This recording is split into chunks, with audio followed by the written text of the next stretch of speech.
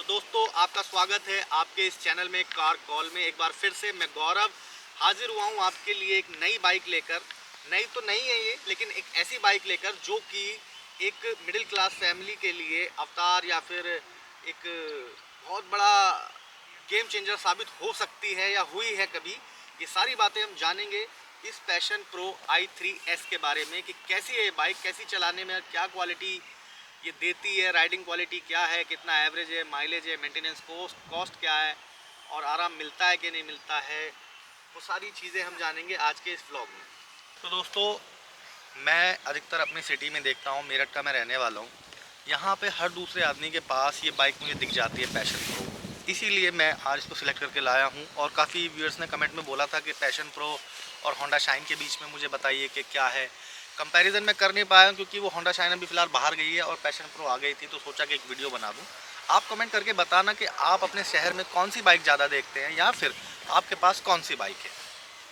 अगर आप चाहते हैं अपना एक्सपीरियंस शेयर करना औरों के साथ तो आप कांटेक्ट कर सकते हैं, मुझे कमेंट भी कर सकते हैं या फिर आप दी हुई मेल आईडी पे मेल भी कर सकते हैं। दोस्तों बाइक में आपको मिलता है ये हेलोजन हेडलैम्प प्लस इंडिकेटर, और इंडिकेटर के साथ जो बाइक तब ब्रेक प्रोवाइड कराती थी, आते इसमें डिस्क भी थे, लेकिन जो ये मॉडल है पर्टिकुलर मॉडल इसमें नॉन डिस्क वेरिएंट है ये, लेकिन एलॉय व्हील के साथ है। और गाड़ी का इंजन मैं आपको बताऊं, गाड़ी का इंजन है 97 पॉइंट समथिंग सीसी का, आप 98 बोल सकते हैं वाकई, वरना ये 97 सीसी का इंजन है। अब मैं आपको दिखाता हूं इसका मीटर एनालॉग प्लस डिजिटल है, तो ये एक थोड़ी अच्छी बात है कि ये सिस्टम है। और बाइक में एक चीज़ खासियत दी गई थी 2018 मॉडल में, i3s जो स्पेशली बाइक आई थी उसमें आपको ये बटन देख रहे हैं आप, ब्लू कलर का ये बटन, अगर आप इसको ऑन कर देते हैं और क्लच दबाते हैं तो बाइक खुद ब खुद ऑटोमेटिकली स्टार्ट हो जाती है। ये फीचर इसमें लॉन्च किया गया था। सस्पेंशन जो इसके हैं वो है हाइड्रोलिक सस्पेंशन है। सीट का जो कंफर्ट है वो ना ज़्यादा अच्छा है ना ज़्यादा बुरा है, आप ये कह सकते हैं कि ठीक ठाक कंफर्ट है।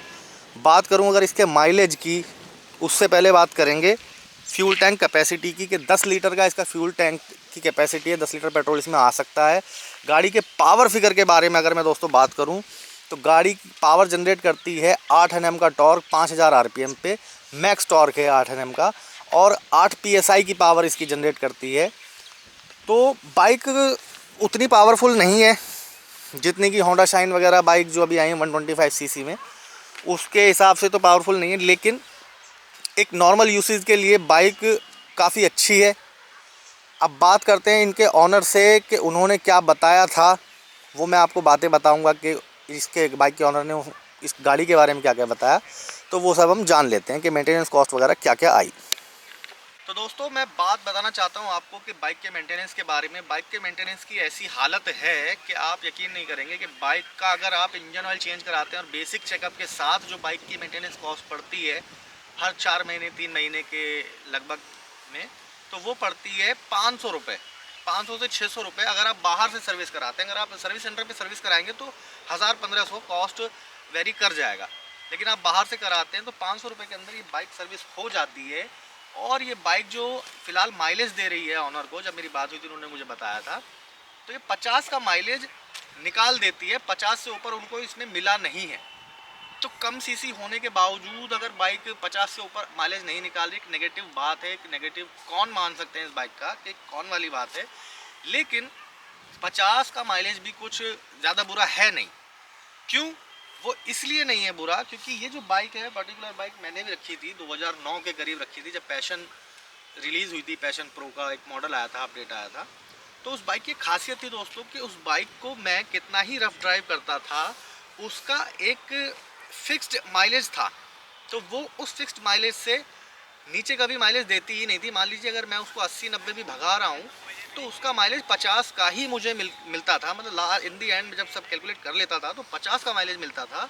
या मैं उसको 70 पे 60 पे भी चला लूँ तो भी वो 50 से 52 दे देती होगी, लेकिन 50 से ऊपर मुझे कभी उसका महसूस नहीं हुआ कि उसने माइलेज अच्छा दिया।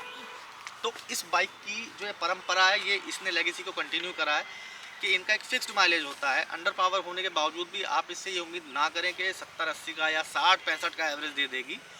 ये तो भैया अभी हमारे सामने तो हुआ नहीं, बाकी अगर आप लोगों की किसी की बाइक कितना एवरेज देती हो तो कमेंट करके बताना।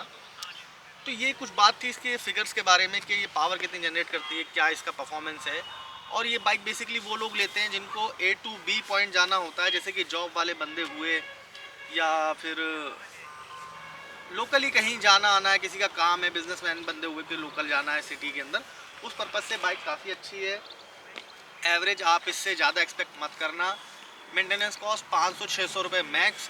तो इतने खर्चे के साथ ये बाइक मेरे हिसाब से तो बुरी नहीं है। बाकी अगर ये आपका फैसला होगा आपको लेनी है नहीं लेनी, और कैसा लगा ये वीडियो कमेंट करके ज़रूर बताना। आज के ब्लॉग में बस इतना ही, मिलते हैं फिर कभी किसी और ब्लॉग में। तब तक देखते रहिए कार कॉल।